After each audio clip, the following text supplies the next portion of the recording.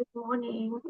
Um, Good morning, everyone. I was just wanting to check if I could ask the presenter to share the presentation for us so that we can just avoid glitches later on in the meeting.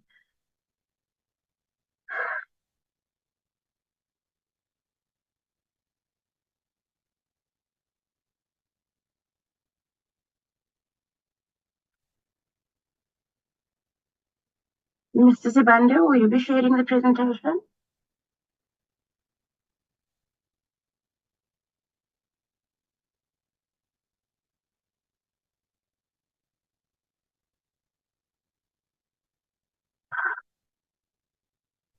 Hi, Cindy. Morning, Mr. Sibande. Morning. I think Jason will share. He's on the platform. Let him say if he can share. Okay, yes, I've given him sharing rights. Let me check. Okay. I've given the CFO sharing rights. Mr. O'Hara, could you share the Cindy, how are you doing? presentation? Good morning. Good. Okay, you're looking for to share from my side. Yes. Yes. All right. Should I pop it up now? Yes, please. Because Okay, sometimes let's see if we a... can load it. Let's see if we can load it. Okay, good.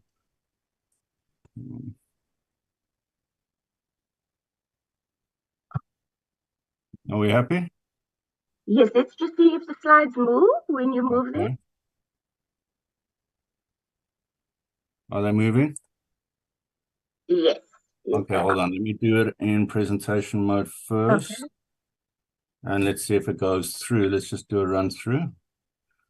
So we got the overview, we've got the meeting, we've got the background, additional background slide, the impact on the constitutional mandate,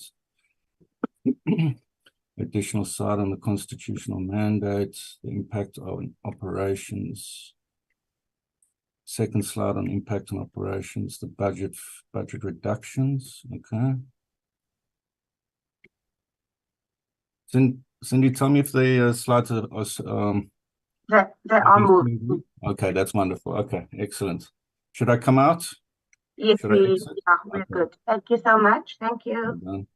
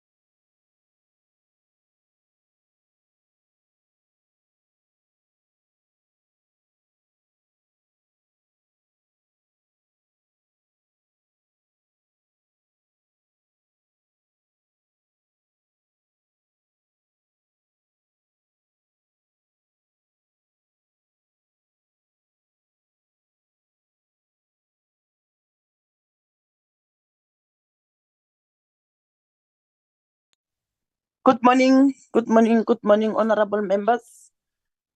Good morning, colleagues. STP.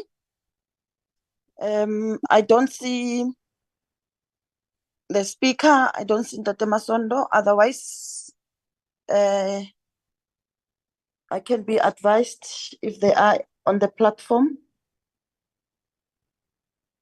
Good morning. Good morning. No, the speaker and the chair have not joined the meeting. I've also not received any indication whether they will or not. So I just kept them in the agenda. Okay, but we don't necessarily need them for this meeting. No, Yeah. Chair. As long as the Secretary to Parliament is here. Co-chair, good morning. Masanga is struggling to connect to, so Masango is struggling to connect to, so she's not in here, but I'll alert you as soon as she does join. Okay, that's fine. I think we should start. Can you position the agenda properly, Cindy?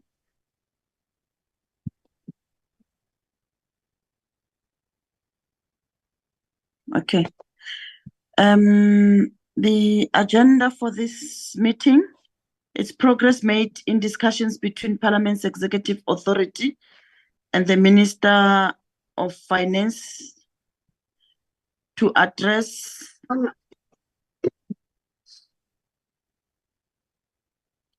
What is that, Cindy? Apologies, Chair. I'm also admitting guests, so I'll just leave those until you are done with the agenda. Apologies.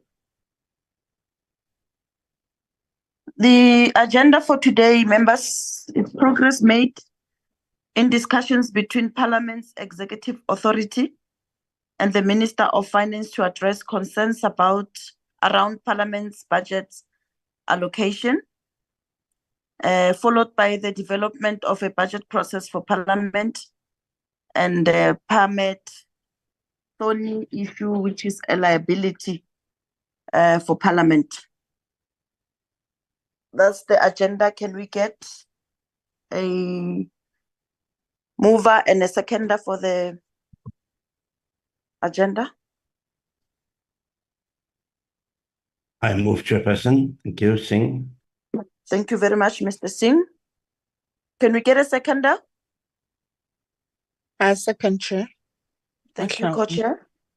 Thank you. All right. STP, can you take us through? Also, given the fact that we are aware, members, this matter, it has been postponed for quite a number of events. Of course, we will not get direct and resolve on this matter today. It's an ongoing process, but it will also be important that we deal with this so that it becomes part of our legacy report, so that the 7th Parliament can then take over from where we have left. So it's important that this forms part of our legacy report. Over to you, STP. Good morning, Honorable Chairperson and Co-Chairperson, and good morning to honorable members of the Joint Standing Committee. Thank you very much for the opportunity to reflect on the engagements that the Executive Authority has pursued with the Minister of Finance in regard to the ongoing challenges around the Recording budget in progress of Parliament. So what we will present, Chairperson, myself and the CFO, would reflect progress made in those discussions up to and including the most recent conversation that has been convened by the Executive Authority on the 15th of February 2024. I'm aware, Chairperson, that on the issue of the Speaker is currently en route back to South Africa on international engagements that she has had. So that would probably indicate the difficulty around connecting now and possible on the side of the commitments that the Chairperson is having on other engagements in the office of the Chairperson. But what we are reflecting, Chairperson, is an engagement that the Executive Authority has pursued in undertaking to address what members have raised consistently in this committee, that the budget of Parliament continues to decline and the budget of Parliament continues not to be commensurate with the task at hand. And members will recall that in 2022, one of the undertakings I made after reflecting on the structural misalignment of the budget of Parliament vis-a-vis the core mandates of Parliament.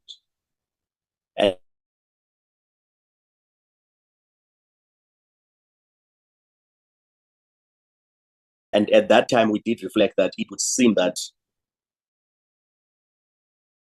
outlining what does it cost for Parliament to undertake any of its mandates. If Parliament passes laws, what does it take to pursue one law in regard to the constitutional requirements of consultative lawmaking process, participatory democracy in lawmaking, plus fulfilling the constitutional requirements of adequate public participation, as well as meaningful participation. The factors that have made the courts on numerous occasions to rule on bills that have been challenged, that Parliament has passed, and successfully so, many of our bills recently could not pass constitutional muster. Same applies to the issue of public participation itself and oversight. So we then made an undertaking that it would seem that Parliament must embark on a process to develop a funding model so that it's able to make a case for each of the aspects. If Parliament on average passes 15 bills per quarter, in certain instances, Parliament will process 30 bills. Largely, Section 74 and Section 76 bills have a requirement that as they go to both houses, there's a provincial interface where public participation and consultation is a compulsory aspect that go with it. And we're unable to quantify exactly what it means to take one bill and consult adequately in provinces to be able to pass that. So if it means if you have 15 bills, 30 bills, imagine what would be the cost drivers to be able to undertake that. So we then committed to develop a funding model. We would outline progress to the committee, how far we are on that. But in the intervening period, there were a number of glaring gaps on the funding of Parliament, where consistently, year in, year out, the budget of Parliament continues to be cut. And as it is cut, it puts Parliament in a precarious position where in certain instances for the last 3 financial years, Parliament has relied more on internal savings, retained earnings, that the budget we were able at the time, using the provision of FMPLA, not to return it back to the fiscus. So there's been that cushioning effect over the last 3 years. However, as we are pursuing this discussion, that base of protection has completely declined. In fact, it has now evaporated as we reach the end of March 2024. So which makes the case even much more difficult and complex, because most recently we have seen a cut of the 23-24 financial year of an amount of 214 million rand on the baseline of Parliament. And it leaves us with no option other than raiding various votes under each of the divisions to be able to complement areas where public participation required more money, oversight required more money, international engagements required more money. We have now received a multi-year funding projections in terms of allocative indications by Treasury, where over the next 3 years, we have seen an amount that goes to almost 800 million over the next 3 years, where projected to be cut back. So much as we understand that the fiscus across the board is facing fiscal headwinds on the revenue collections, the difficulty, however, is that it consistently undermines the ability of Parliament to discharge its constitutional role over the entire fiscus. So there's been engagements from last year around representations on where areas need to be funded. The executive authority met with the finance ministers. We have also met with the Director General of Treasury, where we outlined the most recent intervening factors that pertained to the recent commissions that have been established that pointed out to requirements of Parliament to beef out its role on oversight, requirements of Parliament to undertake remedial actions that have been outlined in the state capture report. So we have quantified all of that. We also quantified various undertakings that Parliament has done itself insofar as commissions that Parliament, panels rather, not commissions, panels that Parliament has set up in 2015 around reviewal of laws that have been passed. And all of those have financial implications for Parliament. So we have quantified what we need. We have also made representations in that regard.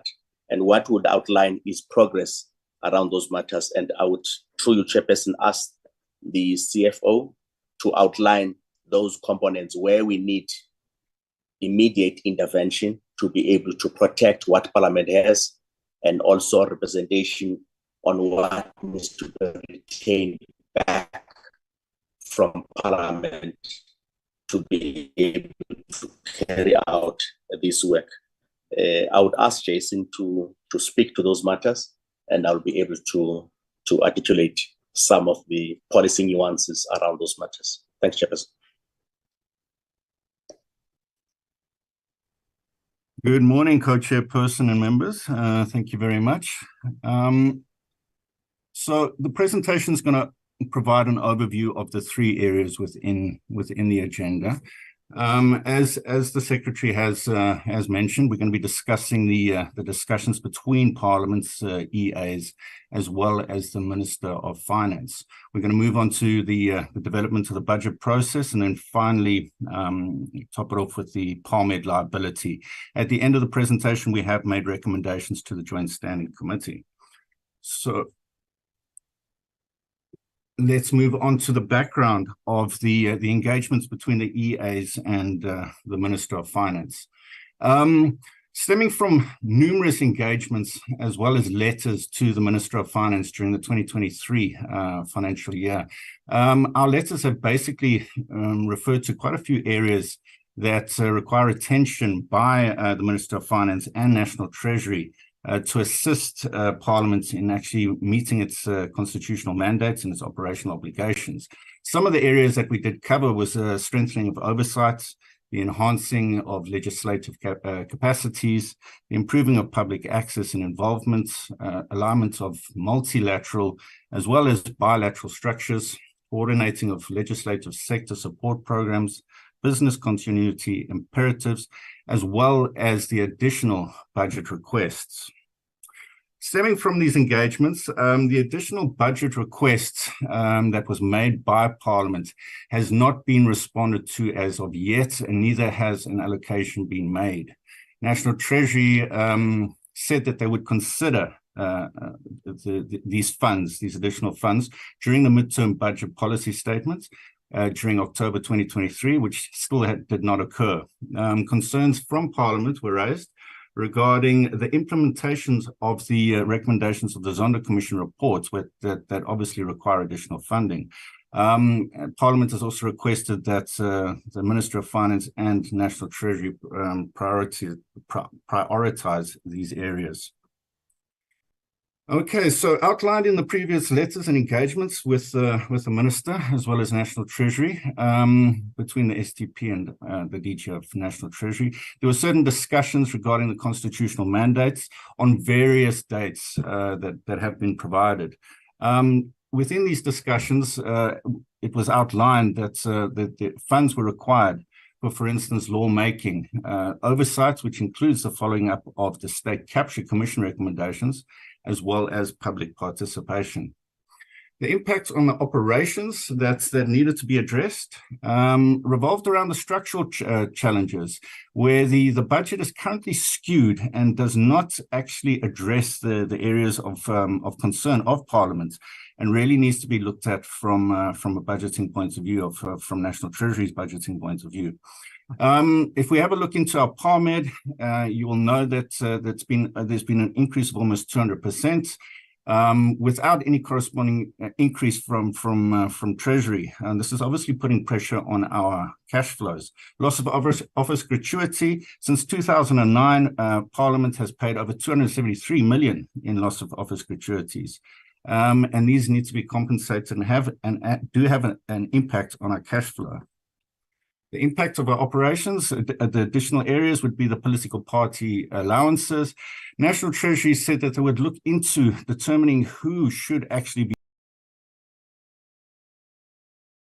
Over and above that, the reconstruction rehabilitation of Parliament, there are areas and projects that need to be rolled out. For instance, the ICT projects, these need to be funded. Direct charges. Again, these do have an impact on our cash flow and are only compensated by Treasury at a later stage. And then we've got the compensation of members, the funding model, where they're currently being used as the incorrect baseline. And therefore, it falls short of the funds that are provided by National Treasury have to be topped up by our retained earnings, which we were doing in the past. Okay, so basically what these engagements in the past resulted in Parliament presenting a cost summary budget request, which outlines certain areas that required attention. As you can see within the table, the amount total 267. Now, I must make mention that this amount was prior to the budget cut implemented by National Treasury during the current year. Now, if we have a look at this slide, you will see, as the Secretary did mention, in 2023-24, Parliament had to implement a 214 million rand cut, and obviously it has a knock-on effect on the outer years. If we look in the table, you'll see from 2024-25, which is the financial year we're going into, over the next 3 years to 2026-27, we are basically cutting an additional 772 million off Parliament's budget. Within total, if we take the total of the cut from the current year all the way to the 2026-27 year, we're looking at a cut of roughly 986 million rand. That is affecting Parliament. Okay, to give a background of the cut of the current year, the 2023-2024, the allocation of 214 million rand that needed to be handed back to National Treasury. This is the breakdown of how we actually calculated that amount. We funded the 214 million rand from our retained earnings. That is the full allocation of what we had in our retained earnings of 147 million rand, the full allocation of our own revenue generated during the current year of roughly 25 million rand, as well as the funds surrendered by business units, as the Secretary alluded. This dug into our current allocation of budget per division of 42 million rand. So right across the board, right across Parliament, we had to dig into the current allocation, as well as the other two areas, our retained earnings and our own revenue, therefore reducing the overall allocation by 214 million rand. Okay, so now taking into account where we were from the letters and the engagements we had with the Minister of Finance, with the engagements the STP had with the DG of National Treasury, during the year, and obviously now taking into account the impact of the budget cut of the 214 million, we calculated out an overview of the budget shortfall just for the 23-24 year. So we've got numerous areas, including the compensation of members that need to be taken into account. We've got institutional projects, for instance, for the ICT rollout. So that's the capital projects that need to be prioritized, which currently was prioritized in the current year, and we had to dig into that amount basically to assist with that budget cut. We got additional requests from the Office of the Chairperson, the offices of the Speaker, Protection Services as well. We've just started up the new division within Protection Services, and then there was additional funds required for our core business support. This results in a need of roughly 429 million rand for Parliament to continue with its operations during the current period. What we have done additionally is provided an overview or projection of what funds we would need for the 24-25 financial year if no additional funds would have been received up to date. Again, we've looked at the loss of office gratuities, our compensation of members. Very importantly, the establishment of the 7th Parliament, Parmed, as we mentioned previously. Again, our institutional projects and various capital projects that are being rolled out across Parliament. This would total 872 million rand if we are not provided with obviously additional support. So that is the view from the financial projections. So the overall outcome of the meeting with between the EA and the Minister of Finance is that the Minister of Finance agreed that the budget process for the 24-25 year had already been finalized in preparation for the budget speech on the 21st of February 24, and that no additional funds could be allocated at this stage. However, the Minister did commit to writing to Parliament to provide an alternative solution. Chairperson, should I stop there, or would you like me to complete the whole presentation?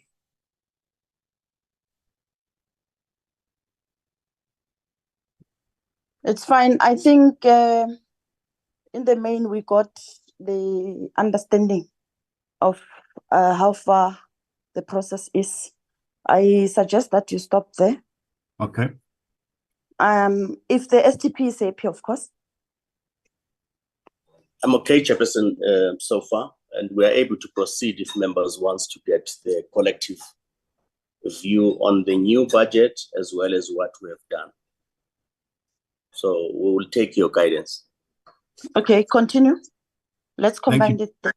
Thank you, Chair. Yes, So actually, that that when you conclude, we engage, then you respond, and yeah, so that yeah. Thank you, Chair.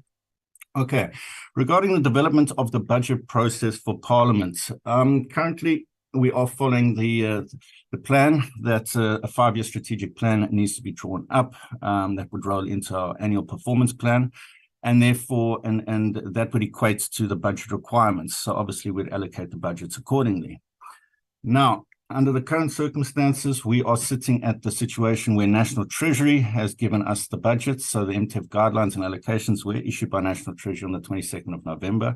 The submissions of the program and structures had been concluded. We have performed a budget lahotla during the months of November, December, where all divisional managers, as well as myself, were engaged in the preparations of the budget for next year, obviously determining what are the budget requirements, what are the specific items, for instance, costing out the seventh Parliament, and other projects that needed to be concluded within the new coming year, and that had been complete. And then obviously the information is compiled and needs to be sent through to National Treasury. So now if we have a look at the summary of where we are regarding the funding, and I just wanted to show a snapshot view of the budget shortfalls provided, obviously, and this is obviously stemming from the first presentation and the impact it's going to have on Parliament and our allocation for the current year. So if we can see within the first column, we've got the 24-25 allocation provided by National Treasury of 3.5 billion Rand. The National Treasury reduction of 261 million Rand has resulted in our revised budget of 3.2 billion Rand. So Parliament's request, and this is where it comes into, Parliament's request is where we've calculated it out from a divisional management point of view, as well as from the STP's overall outlook for the year. And it shows that we are currently going to be underfunded by 763 million Rand. And this speaks specifically to the first presentation. As you can see that there is going to be a knock-on effect from year on year if we do not obtain the additional funds. Now, this is just a summary of where we are and how we have split the budget that's been allocated to us from National Treasury. We've got the total budget for the 24-25 financial year totaling 4.3 billion Rand, and that's obviously higher than the previous slide, and that's because of the allocation of the Disaster Recovery Fund. Let me just run through the breakdown for you. We've got the appropriation funds of 2.7 million Rand, 2.7 billion. Apologies. That's from National Treasury's allocation. We've got our own revenue, which we expect to be generating of 50 million. The appropriation fund of 500 million Rand, which will be added to our disaster fund. That is part of the overall 2 billion that National Treasury will be rolling out. We will be getting 500 million more this year and 500 million more next year.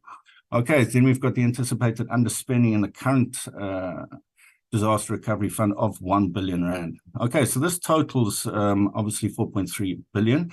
Now, we have to remove from that amount the amounts that are set in stone and cannot be adjusted or shifted to accommodate operational expenses.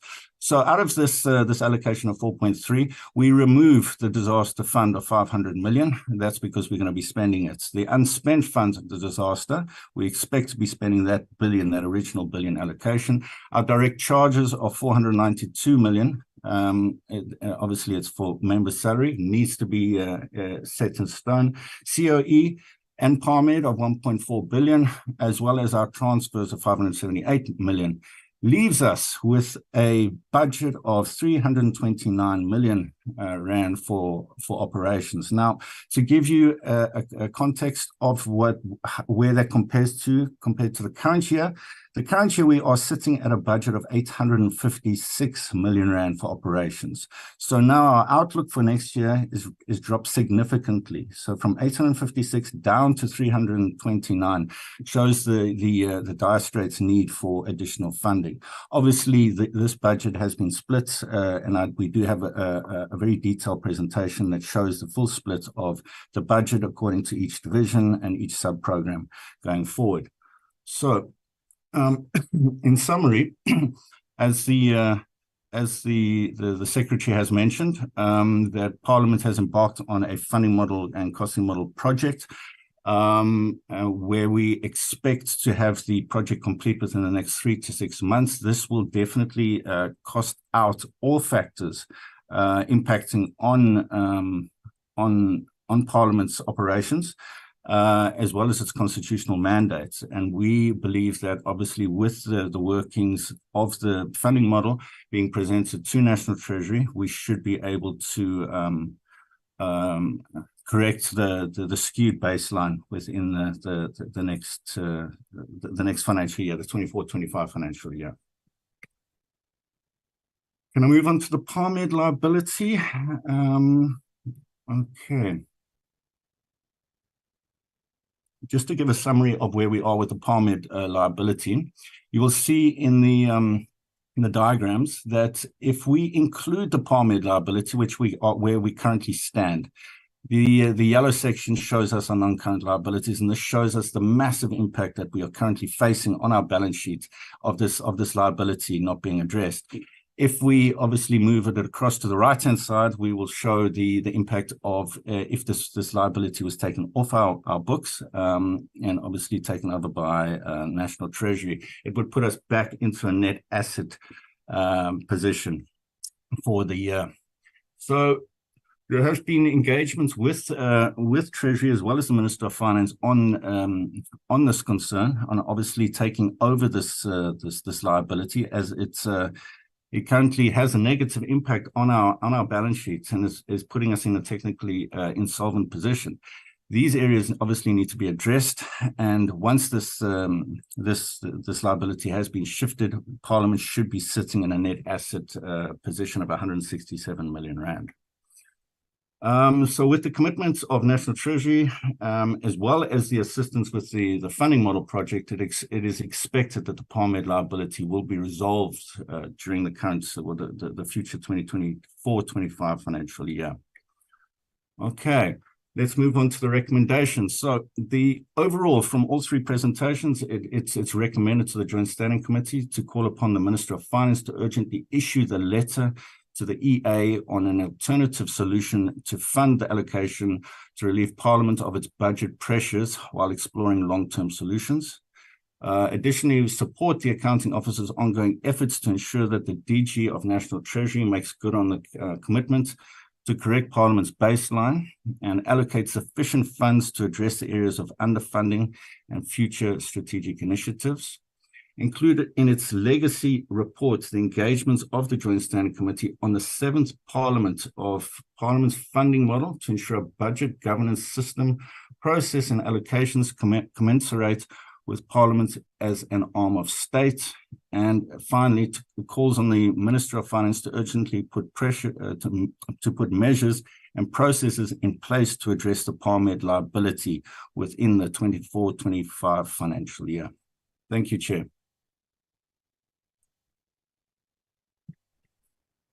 Thank you.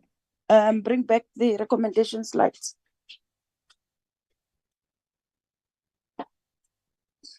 Okay. Members,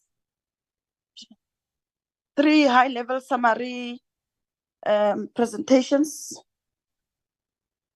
Can we engage? The 750 that has been taken from the Parliament's budget, of course, it has been highlighted before. It's not a new issue. We know about it, hence our recommendation in our report. We are saying that Treasury should not, I'm not sure how we phrased it, but we did highlight it and condemned Treasury's action on interfering with Parliament's finances, and that Parliament should be financed differently. It should not be treated like departments. It's not a government department. So I think that has been dealt with quite extensively. I'm not sure, STP, as to whether the meeting with the Minister of Finance, I know at some point, I think there was only one meeting. I'm not sure whether the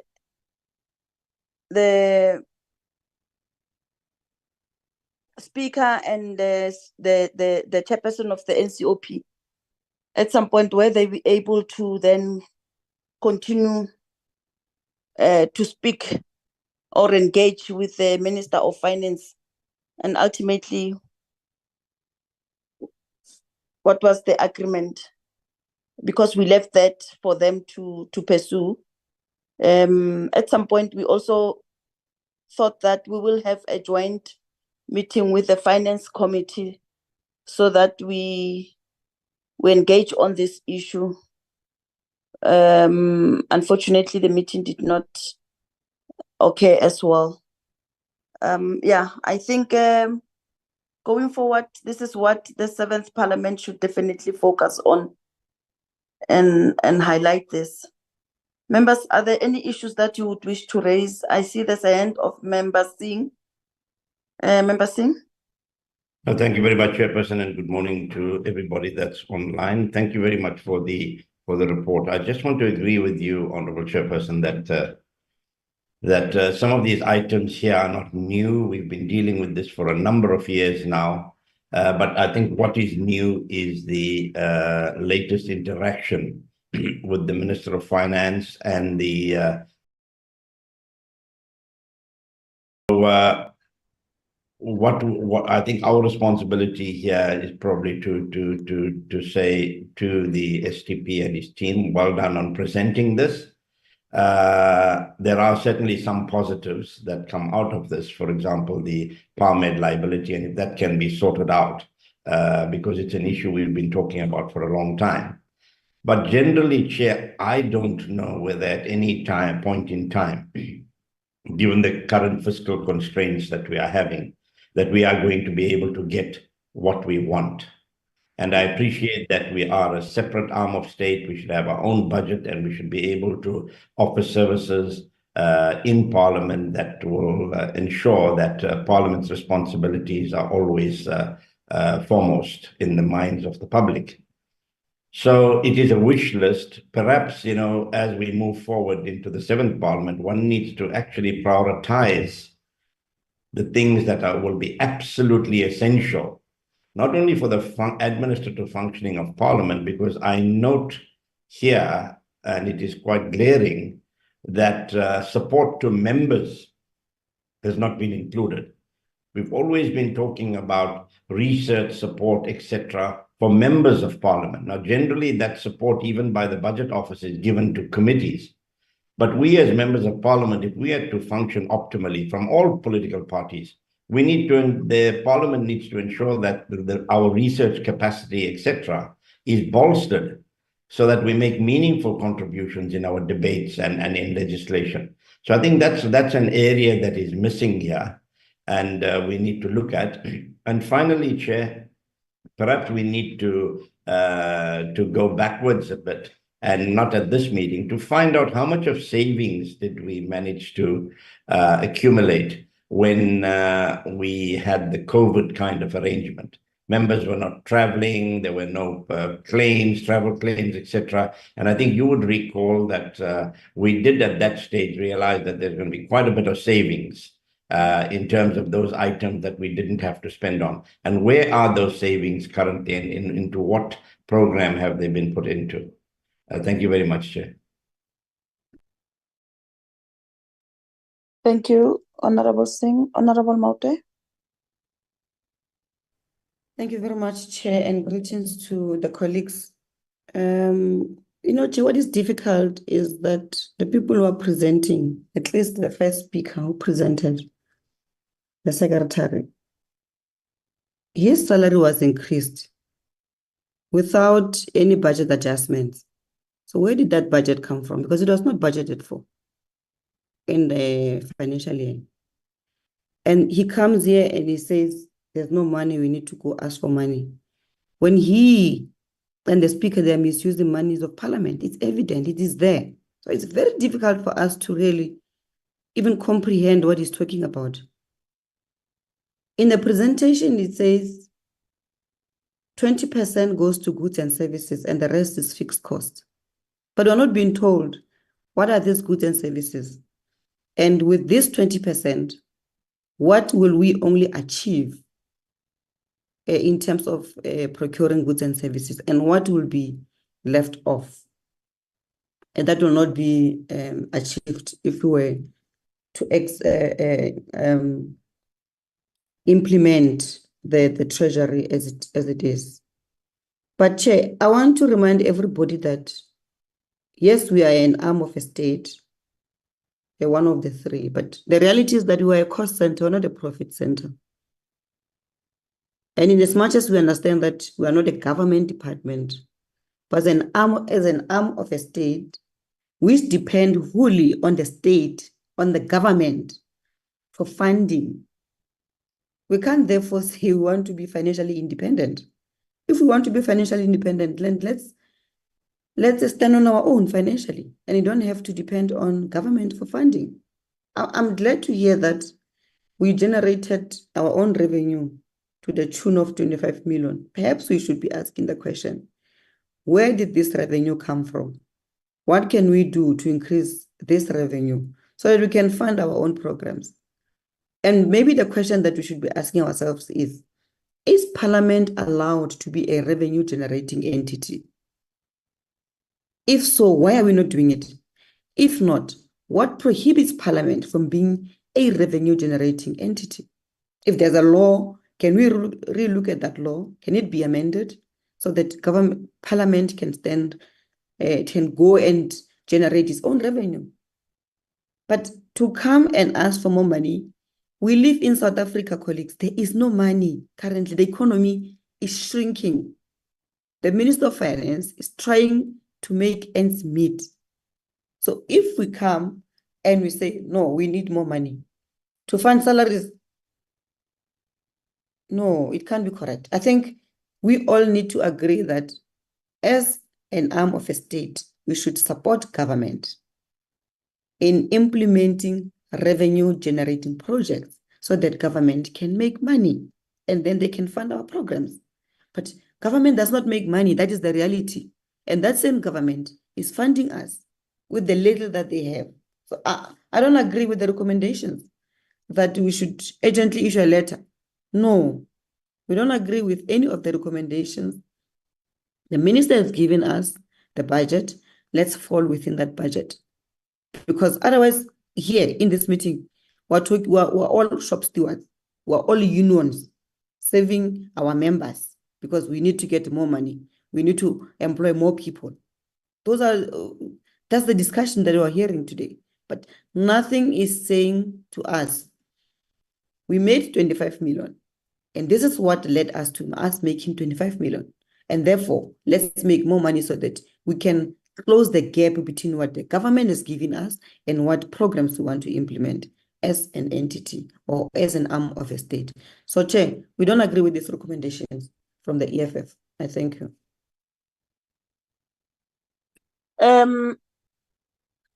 I think saying that we don't agree with but anyway, you qualified it, you said from EFF. Because remember, budgets were cut unceremoniously. And when those budgets were cut, already programs were committed. And that has impacted on the finances of Parliament. So for the recommendation to say that a solution to refund the allocation to relieve Parliament of its budget pressures, I think it's a correct rephrasing of a recommendation, because When Treasury decided to withdraw, Parliament was not alerted, and as a result, it impacted negatively on their programs and their finances. Yes, we understand. Okay, no, let me not respond on behalf of the STP. Let me allow the STP to respond. Members, are there any further takers? I see Member Mahlo. Yes, thank you. We agree, members, can we agree that when it's time to raise hands, we do that so that we move? It's not, this thing happens all the time. People wait, and after somebody has said something, then they get provoked. That's not how we're supposed to conduct meetings. When it's time for us to raise hands, let's do that, so that we then have a session where members ask questions, and then we are able then to move to it. I see the hand of Member Maso. Are there any further? Okay, Member Maso is going to be the last. I have to apologize, Chair, to raise my hands a bit late. Is because I'm traveling. I was traveling. I was in a flight. When I started to connect the meeting, I was going out of the flight, so I was walking towards a better place for me to can be in this meeting. Chair, with due respect, I want us to take into consideration as this committee the issue of our programs that has started late due to the designs, and some of the amount of money have to be taken back because of that, and also that the cut of budget by Treasury, they cut our budget as Parliament, already having those programs in place. I want to support the issue of us requesting fund from Treasury, because there is fund that they've taken from us. There is no government that can generate money like a business. There is no way in any way. We're in other countries not long. They never told us that about going out and generate money to make money, so that no. I'm supporting this recommendation that we must go and request for funds, because we have programs that must start in July, because our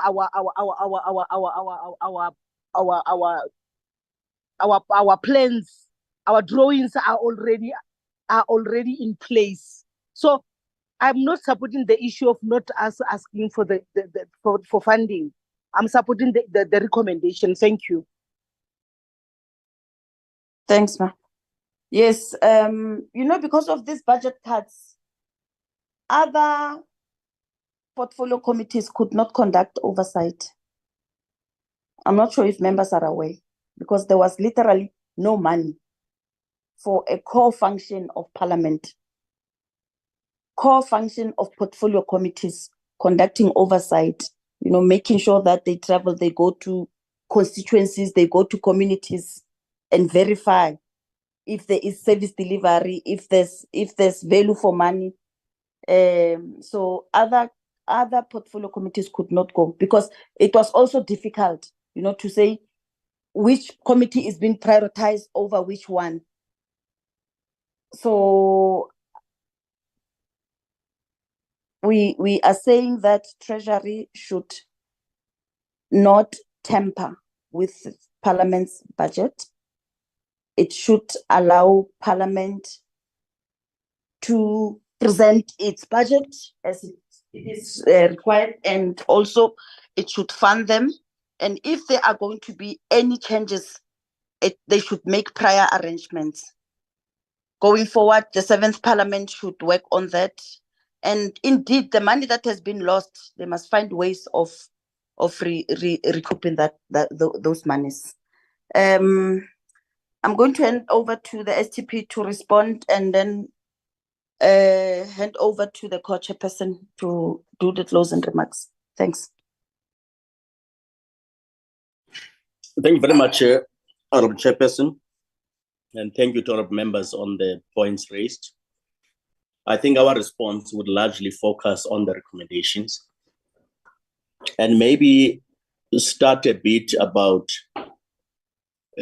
reflecting on the nature of budgeting in South Africa, the structural and governance nature of budgeting, because that will be appreciated from an angle of saying, how is the state constituted? It is essentially structured around three arms: the legislature, the executive, and the judiciary. Parliament and provincial legislatures being one of those arms, which is the legislative arm.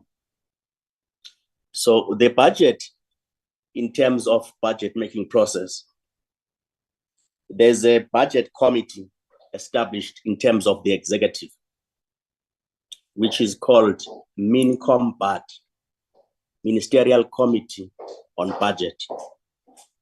And that takes into account inputs that comes from all departments of the state. If there are 34, all 34 departments, various entities under them, and so on. But because budgeting is inherently a political process, it means at the level of the executive, there's a direct understanding of how the budget drivers are done in terms of fiscal policy and monetary policy of the country. The judiciary and the legislature are not part of that discussion. So it means when the budget estimates are taken to cabinet, once it is signed off, then estimates letters are then sent to the two arms of the state. What appears to be a fundamental missing point is the question of engagement with those two arms of the state.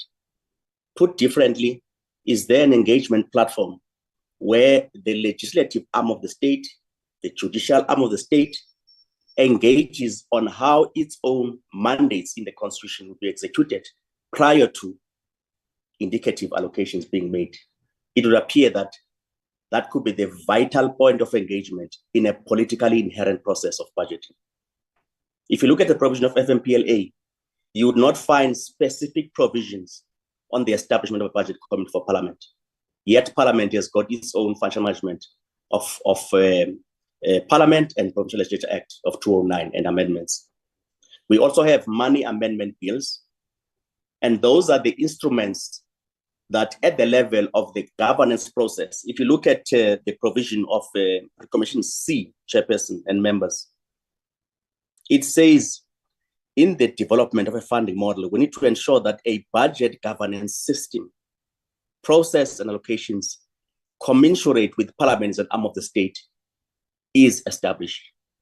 So what we are essentially interpreting, chairperson, is that perhaps Parliament may want to consider whether it should not establish a budget committee.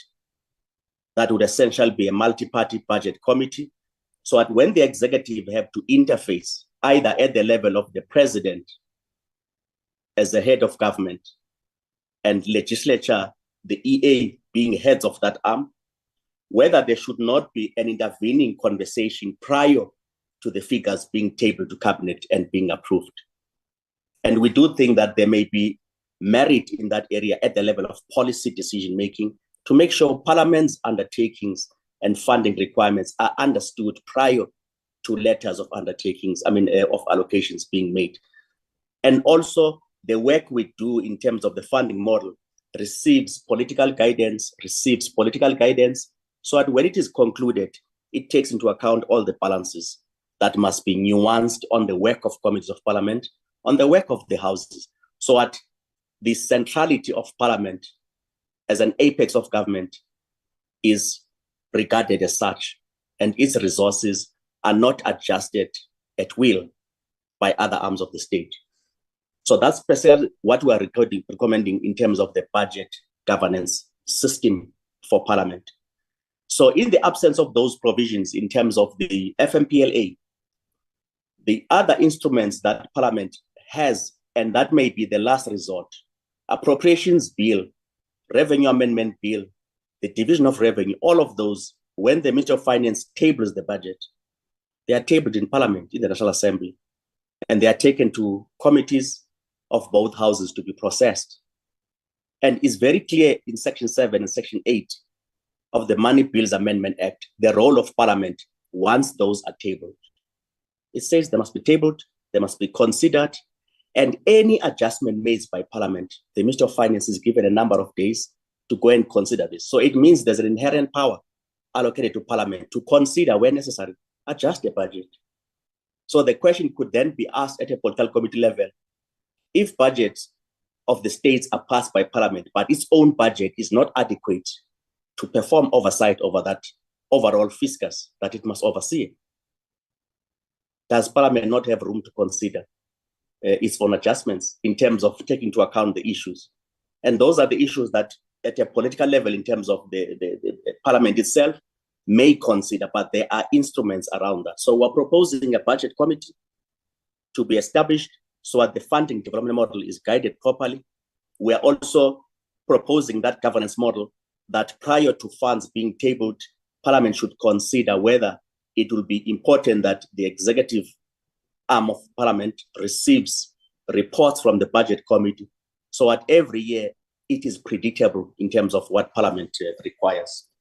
On the matters raised by Honorable Singh, in terms of a number of areas that are glaring on the report, I would like to also draw back, Honorable Singh, we did not forget that part of resourcing the research capability of supporting members directly.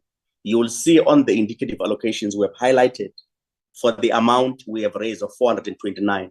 Specifically, we said Parliament in the last October 2023, the issues of headcounts on the mission critical positions. We need an amount of 107 million rand to fill those positions. So mission critical speaks directly to those positions that we know we have not yet filled, including research capability, policy capacity that the State Capture Commission has pointed out to Parliament that some of the glaring inadequacies is that Parliament's strength needs to be beefed up insofar as research, insofar as oversight. And those are the areas we have quantified to ask for resources. So we haven't forgotten that part, Honorable Singh, and it's a very justified point that you are raising. On the issues raised by Honorable Mautwe, on whether Parliament is a cost center or Parliament is a revenue-raising center. Essentially, all arms of the state, in terms of the budgets, very few have a revenue-raising capability. But nothing stops them from raising revenue.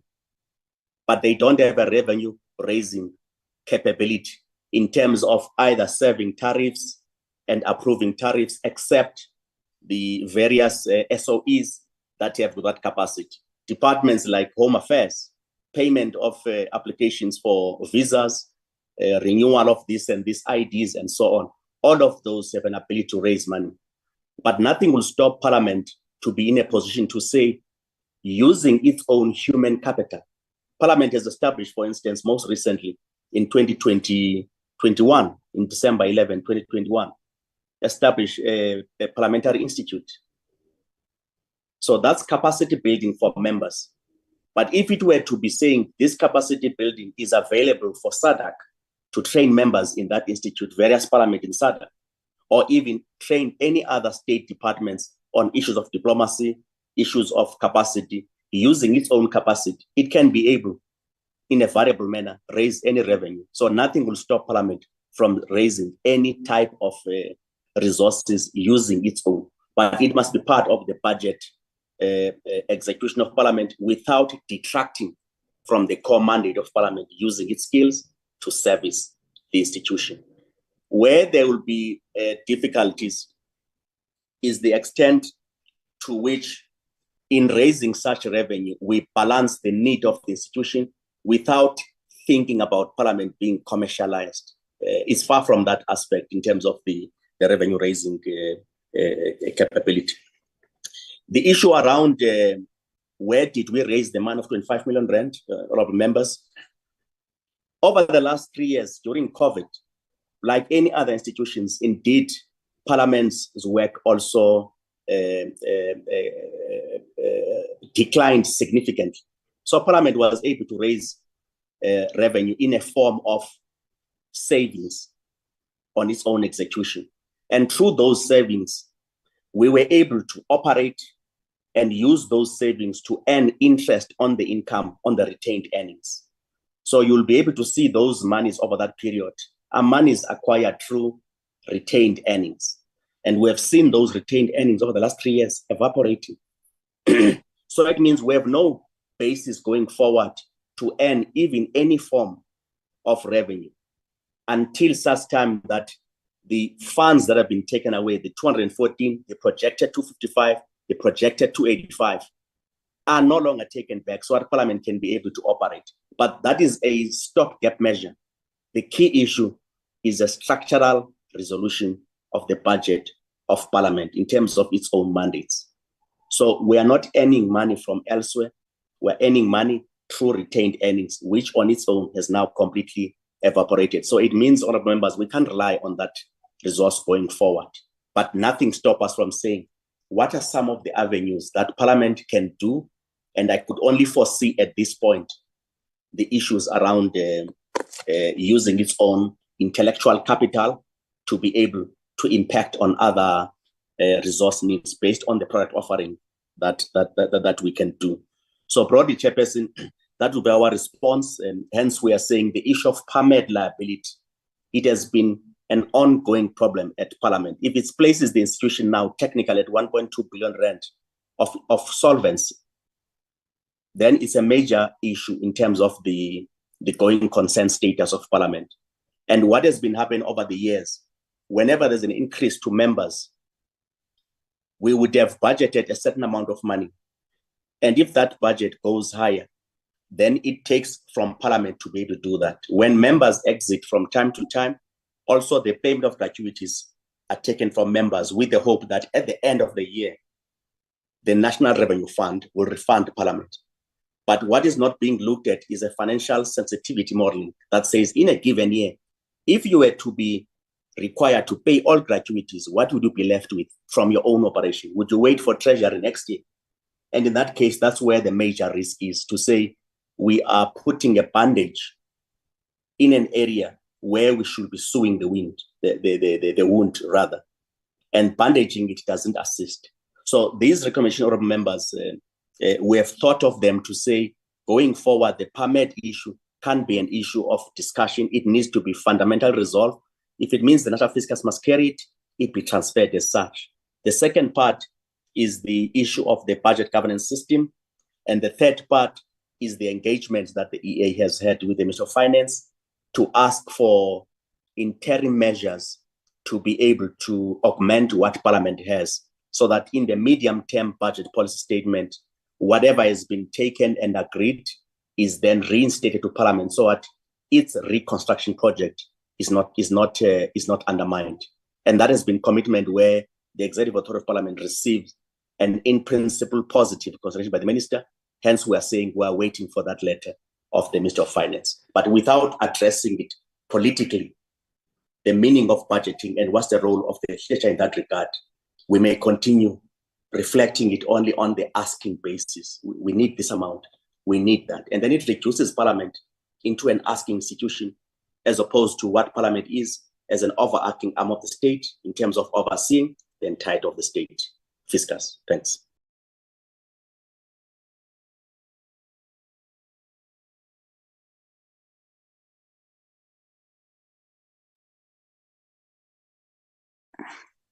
Member Hlangu. Thanks, STP, for the report and for the responses. I had handed over to Member Mahlangu to do the closing remarks, but it seems like we've lost her. No, I'm here, Chair. Oh, sure. I'm here. Yes. Thank you very much, Co-Chairperson. And let me take this opportunity to thank you for giving me to give the parting words, and thanking the members for the commitment that they've shown, and also thanking the team from Treasury, from Parliament led by STP. Thank you so much. I don't know, Chair, if we will be meeting again I'm just a bit confused because I'm double packed now, co-sharing other meeting. So I just want to really appreciate and thank you for the information and the update so far. Thank you.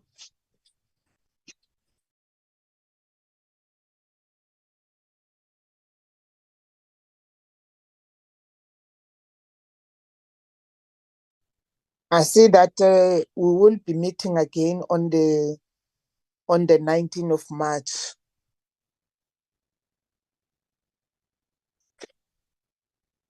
Chair, Honorable Mabi. Cindy, Yes, Honorable Mabi. Yeah, I'm done. Co-chairperson. I'm saying we will be meeting again on the 19th from here Yes. of March. Thank you. Thanks, Chair. The meeting is adjourned. Thank you very much. Thank you, Ma. Thank you, Chair. Thank you. Bye.